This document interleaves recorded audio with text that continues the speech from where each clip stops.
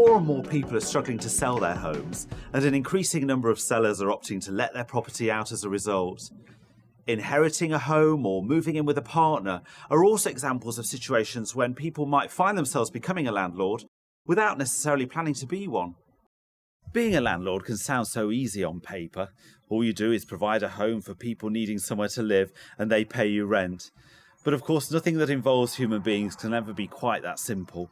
And while buying a home to let and becoming a landlord can be extremely profitable, all too often if you don't have the right information, you can come unstuck. Whether you are already letting a property or looking for advice on how to start, here are some tips to guide you through the process of letting a residential property. The first step is to prepare your property so that it is ready to let to tenants. You should make sure your property has had the correct checks and complies with the law. For example, by law you must repair and maintain gas appliances and keep a record of annual gas safety checks. Think about purchasing adequate fittings and furniture as well for your tenants. Items such as contemporary flooring or the right appliance can make your property more appealing to a tenant and help you get a higher rent. You should look to carry out an inventory. Taking an inventory and schedule of condition is essential. It provides a complete record of fixtures, fittings and decor, allowing you to record the standard of the property before your tenant moves in.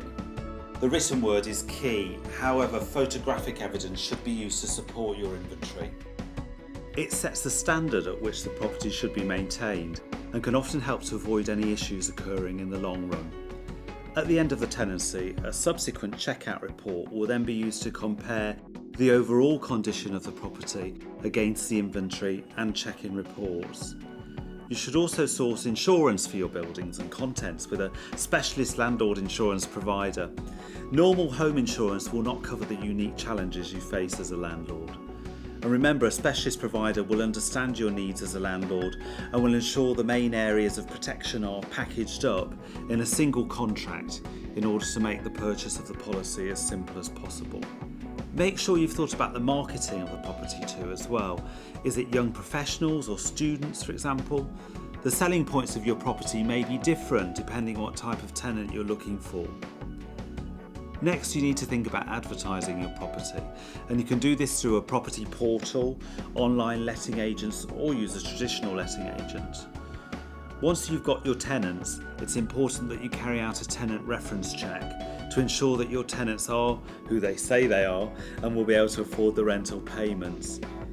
A tenant reference check will be able to tell you things such as bankruptcy and insolvency data and current and previous addresses.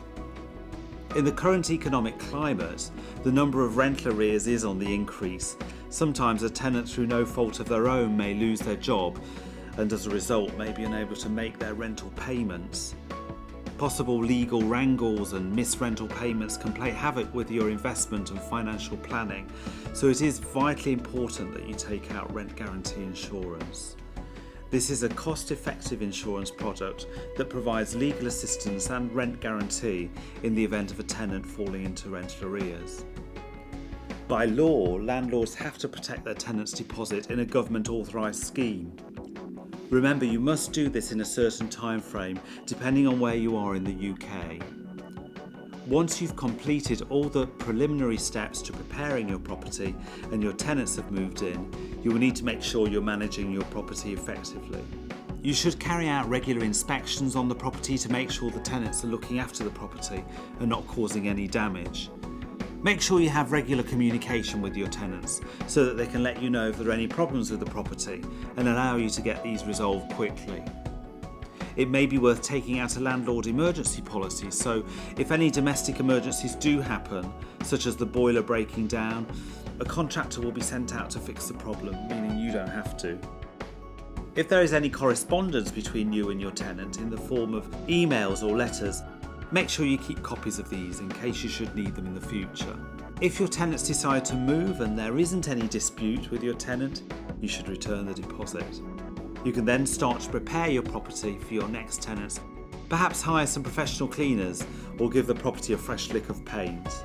Don't forget that if your property is going to be vacant for a period of time, you will need to advise your insurance company so they can amend your policy.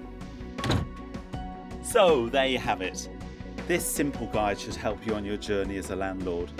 For more information or tips on how to get the most out of being a landlord, visit our website at totallandlordinsurance.co.uk and mydeposits.co.uk.